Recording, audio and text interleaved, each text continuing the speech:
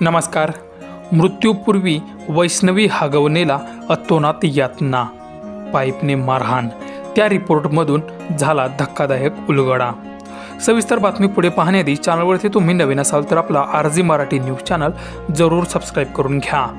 वैष्णवी हगवणे या मृत्यू प्रकरणाने संपूर्ण महाराष्ट्र हादरला असून या प्रकरणाला आता वेगळंच वळण लागलं आहे.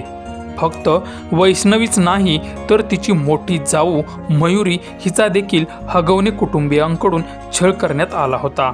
वैष्णवीचे सासरे आणि मोठे दीर सुशील यांना पोलिसांनी अटक केली असून न्यायालयाने दोघांनाही 28 मे पर्यंत पोलीस कोठडी सुनावली आहे. मृत्यूच्या अगोदर वैष्णवी हिला अक्षरशः पाईपने मारहाण केल्याची धक्कादायक माहिती पुढे आली आहे.